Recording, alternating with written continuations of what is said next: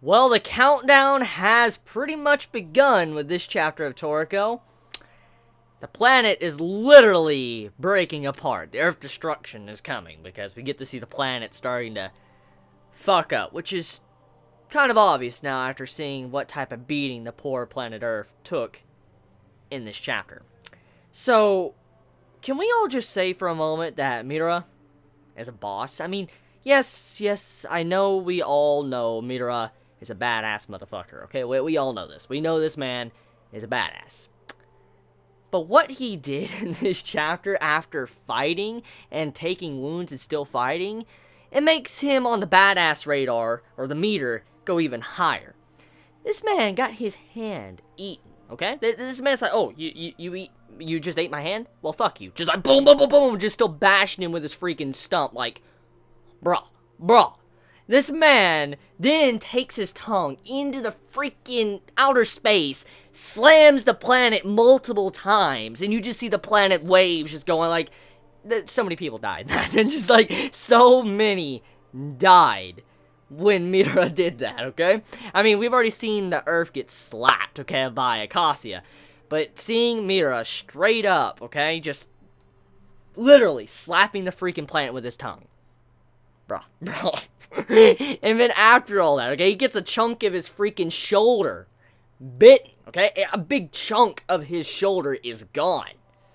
And eventually Toriko pops up, and Toriko's like, you okay? He's like, I'm fine. I'm completely fine. I'm okay. I'm like, my boy, you got your fucking hands fucked up. You're fighting with stumps right now. You've had your tongue fucked up, and you have a big chunk out of your shoulder. You're nowhere near fine. And obviously, after we know when Neo eats someone, or eats anything, it doesn't regenerate. So you don't have that, constant regeneration. Like if someone if loses their hand, it'll grow back. That doesn't happen because of Neo. So even though he said he's fine, I'm like, my boy, you're not fine. Like, you're far from fine. I mean, you had your arms eaten. You had your shoulder blade eaten into, my boy. So Midora, badass. Just, I gotta say, that man is badass. Just using so much destructive force to fight Neo, okay, like that.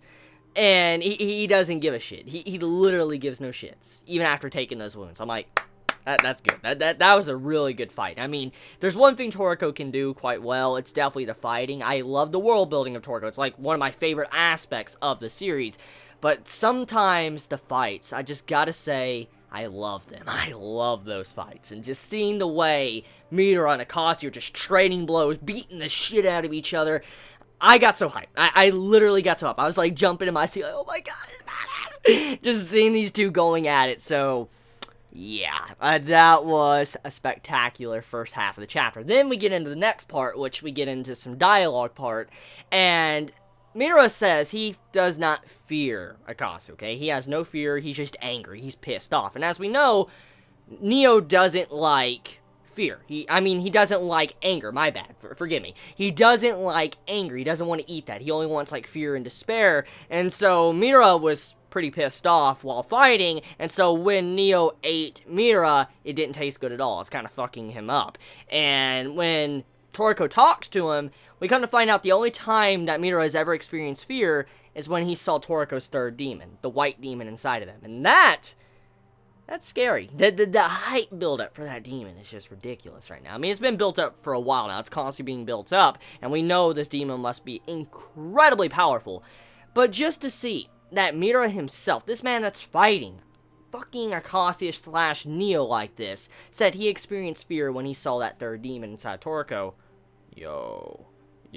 And I cannot wait for that third demon to finally make it to the surface and see what type of potential it has and how strong it is up against Neo, because for Midora to be kind of scared, I want to see it. I want to see it in action.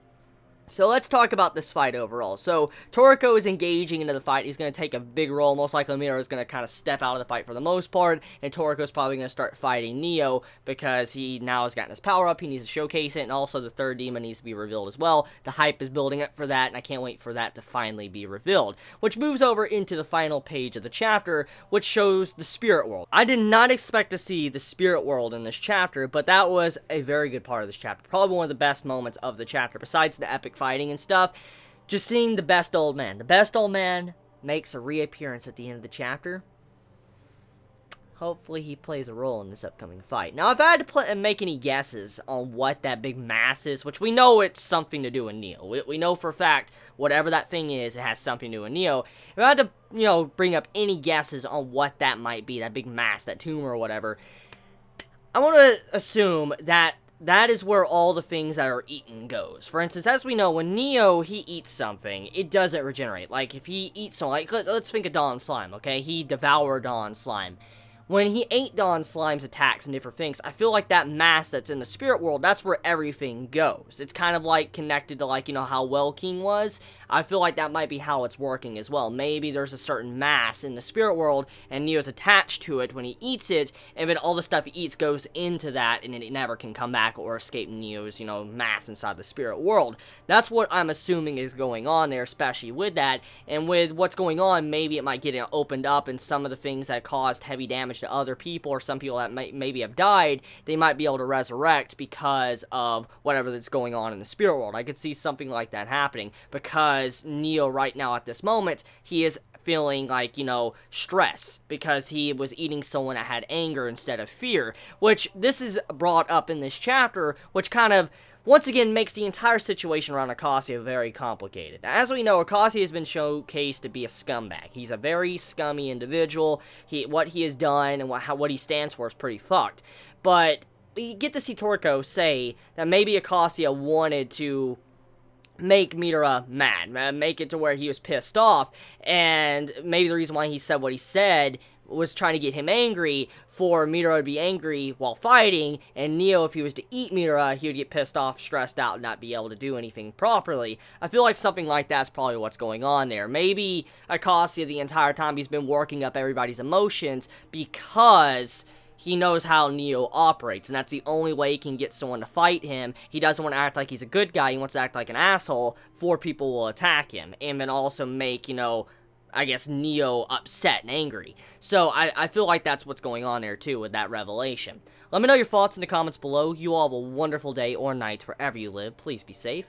Chibi out.